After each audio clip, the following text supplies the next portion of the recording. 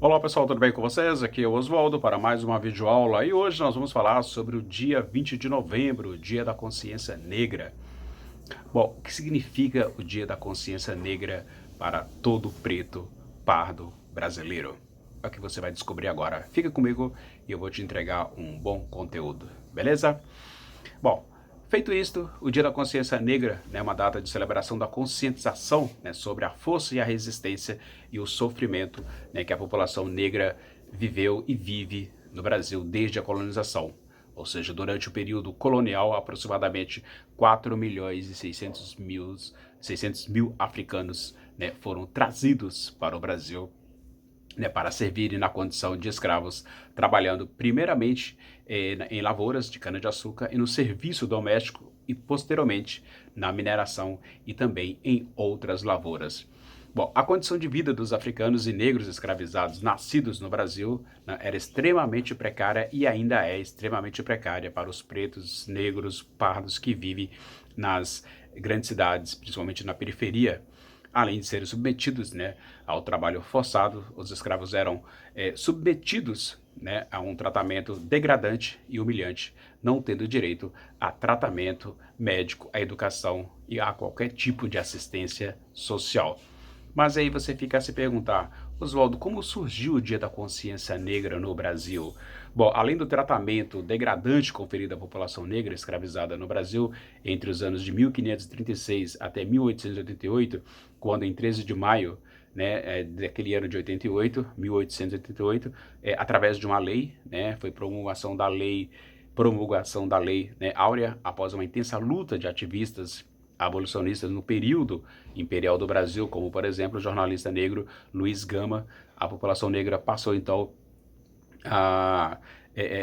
aliás, a população negra permaneceu, sem qualquer tipo de assistência após a sua libertação enquanto escravo. Mas, por outro lado, muitos escravos libertos permaneceram, nas fazendas onde eram cativos por não terem aonde ir, porque não receberam nenhum tipo de indenização.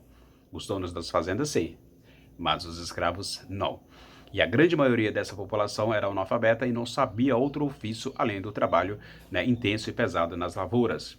E no Rio de Janeiro começam então a surgir as favelas. Como surgiu? Porque muitos escravos foram procurar, regiões difíceis de erguer as suas construções, ou seja, o morro ou os morros, para construírem as suas moradias, configurando então as primeiras favelas. E a situação deixada para a população negra no Brasil foi e ainda é extremamente precária, marginalizada, sem assistência e com uma vida precária.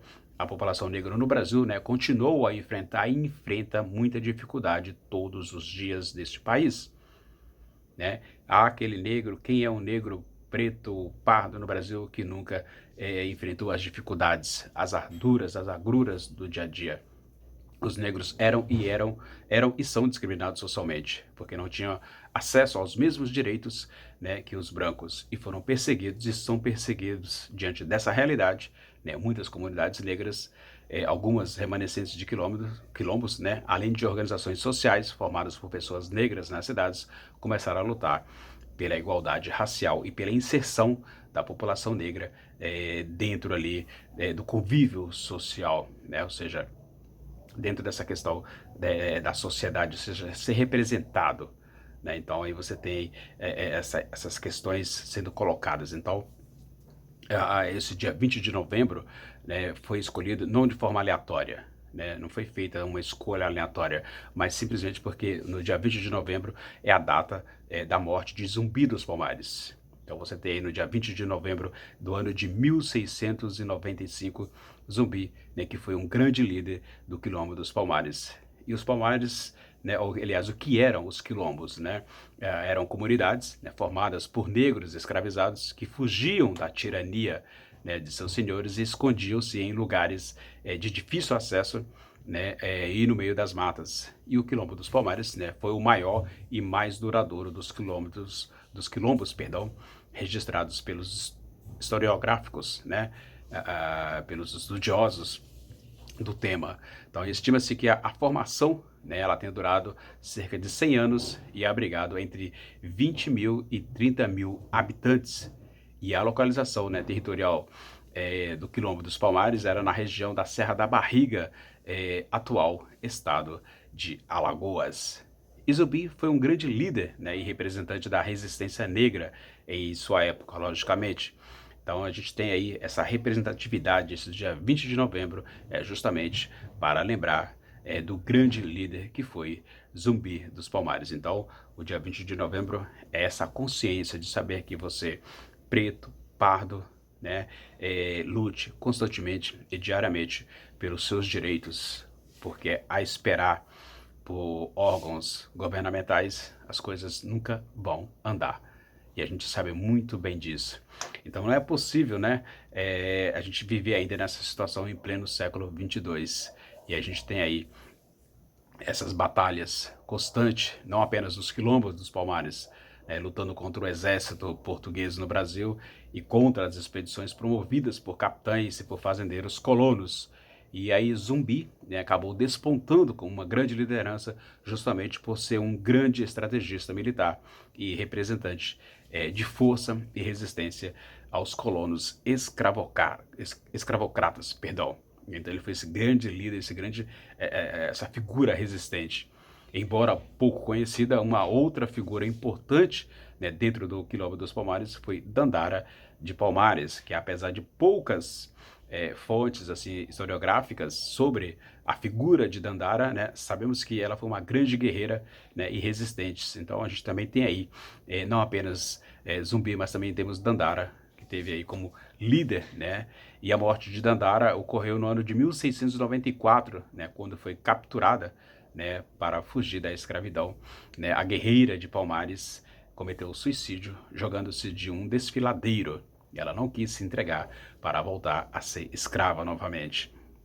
Então a gente tem aí as expedições de bandeirantes, né, como Domingos Jorge Velho, né, que conseguiram aí êxito capturando vários quilombolas na expedição. Os bandeirantes, né, utilizaram-se inclusive de artilharia pesada contra canhões de guerra, como canhões de guerra.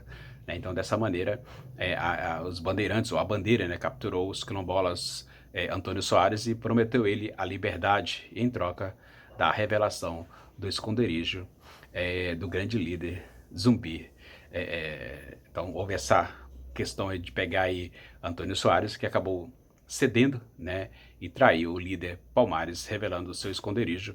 Em novembro de 1695, as tropas de Domingos Jorge Velho capturaram Zumbi e mataram-no, degolando a sua cabeça, né, expondo-a em praça pública. E nesse evento, os bandeirantes dominaram os quilombolas, desfazendo, né, o quilombo. E os habitantes não foram mortos ou capturados, tiveram que fugir do local. Assim sendo, o dia 20 de novembro, hoje, 20 de novembro, né, foi escolhido para representar o Dia Nacional da Consciência Negra por conta da importância da figura de Zumbi dos Palmares na luta, na resistência contra a escravidão de povos de origem africana. É isso.